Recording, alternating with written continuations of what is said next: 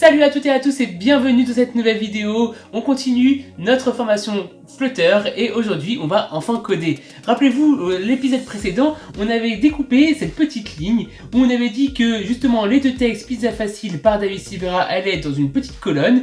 Ensuite de ça, on a une icône et justement le petit texte qui est là 55 qui seront le tout dans une ligne. Donc une colonne, une icône et un texte dans une ligne. Donc on va coder ça aujourd'hui, on va voir pas à pas comment on le fait et ce que ça va donner sur notre émulateur, d'accord? Allez, c'est parti, on y va, on perd pas de temps. Ok, tout d'abord, on va faire un peu le ménage parce que là, il y a énormément de choses. Nous, ce qu'on va avoir besoin ici, ça sera juste pour le moment d'un scaffold, d'accord? Donc on va juste récupérer le scaffold qui est juste là, d'accord? Hop, je le coupe et tout le reste, on va l'enlever. Hop, hop, hop, hop, hop. Et voilà, on va aller directement coder dans My App, ok? Donc ma home, ici, ce sera un scaffold directement. Ok, très bien. Donc mon scaffold, ici, je vais lui mettre un petit titre. On va lui dire que ça sera mes recettes, ça sera le nom de ma page, d'accord? Hop, mes recettes. On va ici, on va enlever tout ce qu'il y a dans le body. On va le changer complètement, d'accord? Hop, on enlève tout ce qu'il y a dans le body et on enlève le floating button parce que là, dans notre exemple, il nous sert pas du tout.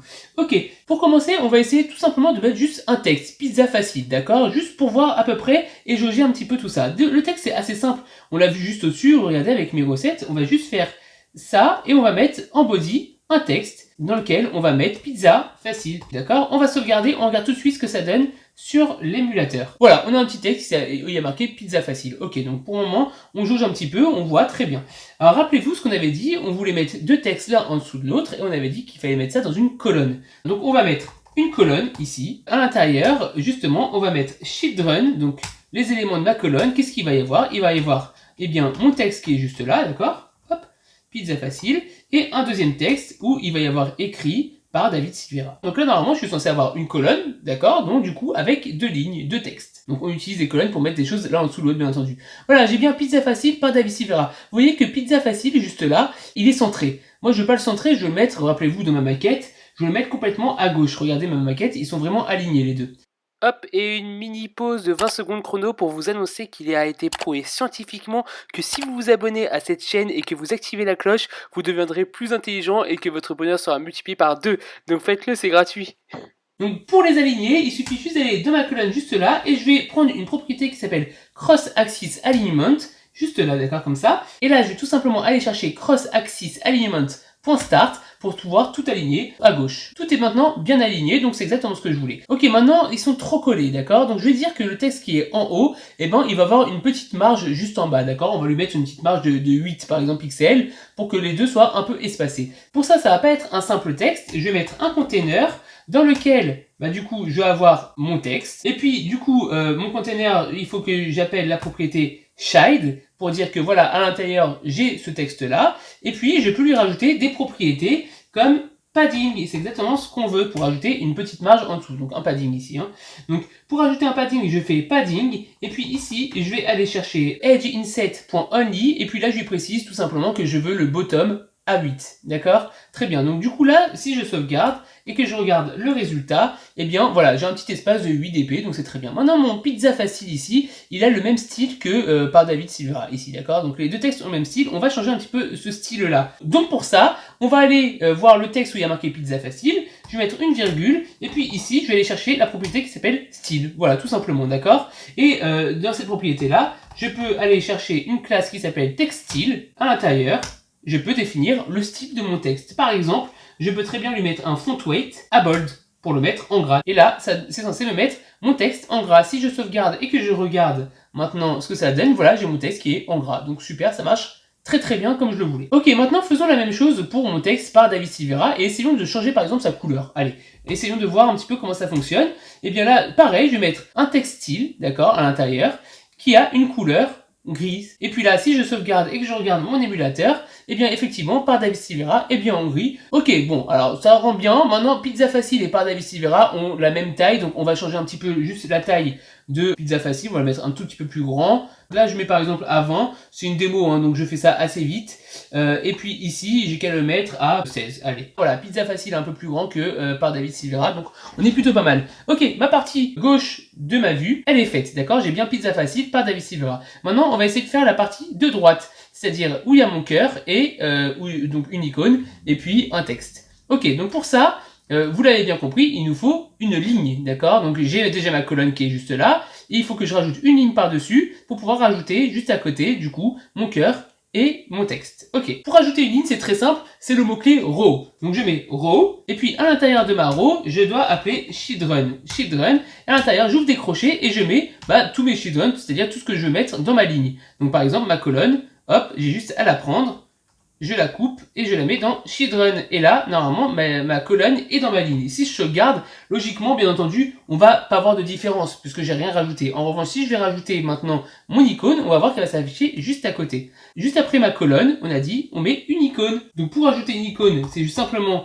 le mot-clé icône, d'accord? À l'intérieur, ça va prendre l'icône que je veux mettre. Icons.favorites. Il y a déjà des icônes prédéfinies dans Flutter, donc c'est plutôt pas mal, on peut les utiliser. Voilà, c'est mon petit cœur, icône.favorite. Et puis là, je peux lui mettre une couleur, par exemple color red, voilà. Et puis là, je sauvegarde et on va regarder tout de suite ce que ça donne. Voilà, mon cœur rouge, il est juste ici. Vous le voyez bien, il est là. Donc, il est vraiment très bas et il n'est pas du tout aligné avec Pizza Facile par David Silvera. Vous voyez bien qu'il y a un petit problème. Mais il a bien été ajouté. Ça, il n'y a aucun souci là-dessus.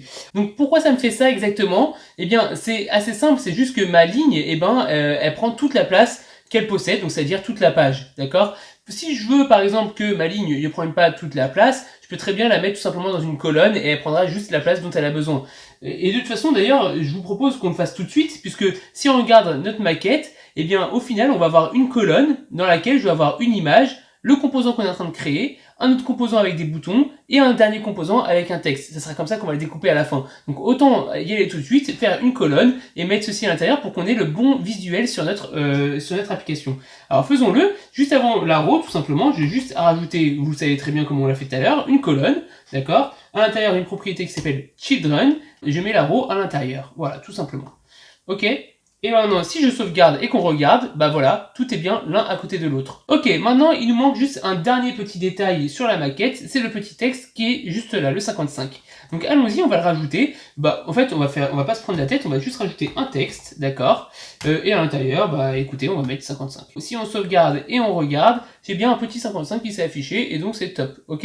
Maintenant, quand même, vous allez me dire, David, c'est bien beau tout ça, mais sur la maquette, j'ai de l'espace entre les deux et que le cœur et 55 ils sont complètement à droite. Pourquoi bah toi tu le fais pas? Eh ben non, on va le faire, attendez, soyez patient.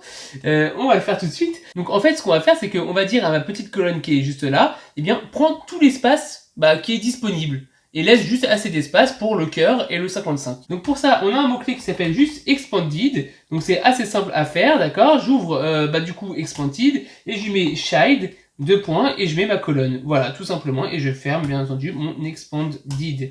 Et puis là, du coup, j'ai tout ce qu'il faut. Et si je sauvegarde et que je regarde, eh bien voilà, j'ai Pizza Facile par David Silvera, j'ai du coup l'espace nécessaire avec mon cœur et mon 55 qui sont complètement à droite. Encore un dernier petit truc, c'est que tout est collé là, vous voyez bien, j'ai pas de marge à droite, à gauche, en bas et en haut. Donc on va en rajouter un. Pour ça, rien de plus simple, on va utiliser un conteneur, d'accord, avec un petit padding à l'intérieur, on va mettre toute notre ligne à l'intérieur. Donc regardez, ici j'ai ma row, d'accord, qui est juste là, avec du coup tout ce dont on a parlé, donc ma colonne, mon icône et mon texte, d'accord. Et bien ici, je vais dire que je vais mettre un container, où je vais mettre à l'intérieur du coup ma row, donc child, et puis je vais lui rajouter à mon petit container un petit padding. Et pour ça, on a déjà vu tout à l'heure, regardez, const edge only bottom, et là je vais mettre un padding partout autour. Juste j'enlève le only bottom et je mets à la place all.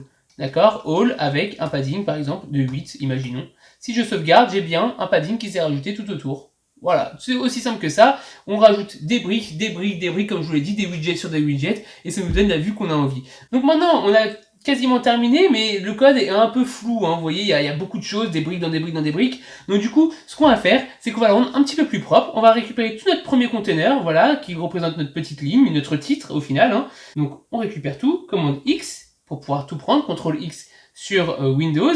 Et puis on va aller au tout début, juste là, et on va créer une variable qui s'appelle widget title section par exemple, et on va mettre notre container. Donc là on a notre title section qui est défini juste avant, très bien, et puis ici j'ai juste à le mettre à l'intérieur. Vous voyez, c'est quand même déjà beaucoup plus propre. Comme ça, quand on va rajouter l'image, on va faire la même chose. Et il y aura ici un image section, un button section, etc. pour tous les éléments de ma liste. Et ce sera beaucoup plus lisible. Maintenant, si je veux aller voir title section, je fais commande clic, d'accord? Et j'arrive sur title section et puis je pourrais modifier ma vue ici. Regardons voir le résultat final sur l'émulateur. Vous voyez, ça n'a rien changé. J'ai toujours pizza facile, etc. comme on l'avait défini. Voilà pour ce premier tutoriel où on vient de coder justement toute la première partie Pizza Facile par David Silveira. Hop, je vous montre la maquette, je vous montre l'émulateur, le résultat. Très bien, donc vous voyez, on commence bien à se rapprocher de ce qu'on voulait. Dans le prochain épisode, on va s'occuper de la section des boutons juste en dessous. Vous voyez, le bouton commentaire et le bouton partager. Comme ça, on insistera encore un petit peu plus sur les colonnes et les lignes parce que c'est une notion très importante sur Flutter. Et vous aurez toutes les billes pour vraiment commencer à construire des vues un petit peu plus complexes. Donc voilà, je vous propose de faire ça dans le prochain épisode. N'hésitez pas à mettre un pouce bleu si vous avez aimé la vidéo, à vous abonner et à activer la cloche pour manquer aucun des prochains épisodes. Allez, je vous dis à très vite. Ciao, ciao!